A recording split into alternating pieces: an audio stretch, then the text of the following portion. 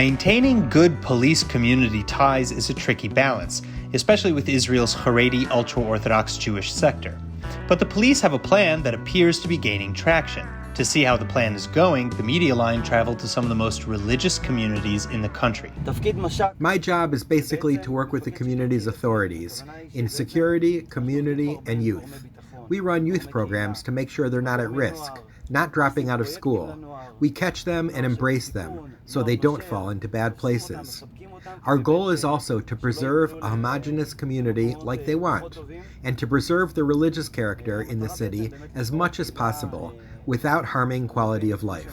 Haredi social structure gives ultimate authority to the rabbis and religious leaders. The police, on the other hand, have traditionally been viewed as an external secular force. Meantime, Haredi communities suffer mostly from light drug use, domestic and sexual abuses, and property crimes. And to solve these issues, they've typically turned to that same religious leadership. This is what the police hope to change. Sergeant Yair Drori is community liaison to Modi'in Ilit, a 100% Haredi city with some 100,000 residents. And he's been serving the city for 9 years as the only Haredi officer at the station so far. He says that it took many months to be accepted. I succeeded in proving that I'm here with their best interests in mind, and to provide police services such as I would for any other Israeli citizen. Truly, it was a challenge, and it took a while. We had the coronavirus pandemic, which was also a crisis, because we had to enforce distancing laws on synagogues, Torah study halls, and seminaries, which was not a simple task, even for me as a Haredi person. But in the end, we understood the purposes and we bridged the gaps with a lot of understanding and dialogue with the rabbis and the community leaders. And we succeeded in passing through this crisis with positive relations intact. Beyond community relations, Drori is also charged with training his colleagues in the nuance of Haredi society, so that trust extends to and is maintained by all officers. In return, the community is more understanding and cooperative in reporting crimes. One time, we had to pull a guy out of a religious seminary, as he was suspected of a crime. The police wanted to enter the seminary, but to enter a seminary with some 500 to 700 people is no simple matter. We needed a very serious atmosphere with many people outside to prevent public disturbances or violence against both police and citizens. It also looks bad and is difficult to apologize for. And of course it damages trust. So with the help of a dialogue I had with the head of the seminary, I explained the situation. He agreed with me and said not only will the suspect come, the seminary head personally brought the suspect to the police station. The culture in a Haredi community is unique. The rabbis play a big part in the day-to-day life of the community, from keeping the peace in the home to raising and educating children, and even in criminal matters with at-risk youth. The rabbis are intertwined in everything, so it's important that there are people who understand how to speak the language of the rabbinical establishment and to properly maximize the benefits that the police can bring to the public. However, much work still remains. The push has been to introduce more Haredi officers and to bring them into the fold, but at the moment, countrywide, there are only about 100 or so estimated to be active in the force.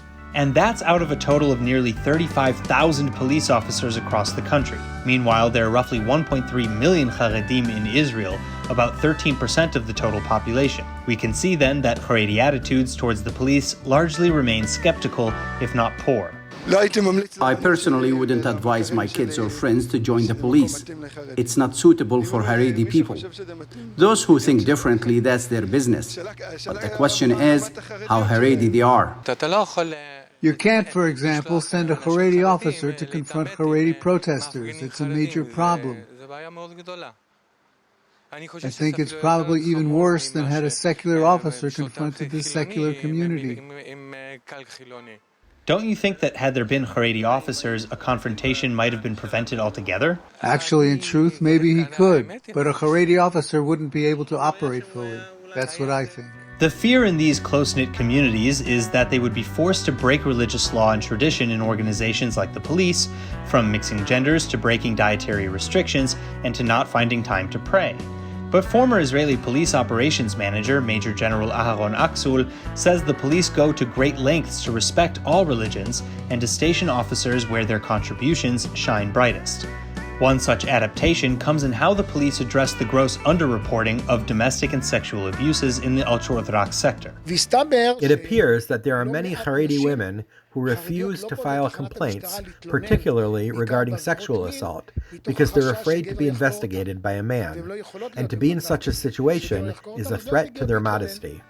To address this issue, then, the police have trained units of 100% female Haredi investigators so that other Haredi women feel comfortable coming forwards. They see, at the end of the day, that Haredi kids who enlist keep their religious character to the maximum amount possible. The police do their best to prevent them from mixing gender, for example, and the Haredim see that in the end, they don't go home and have to sober up. The opposite. And further, they see that they're doing something that saves lives. Reporting for the Media Line from Modi'in Illit, I'm Aaron Porras.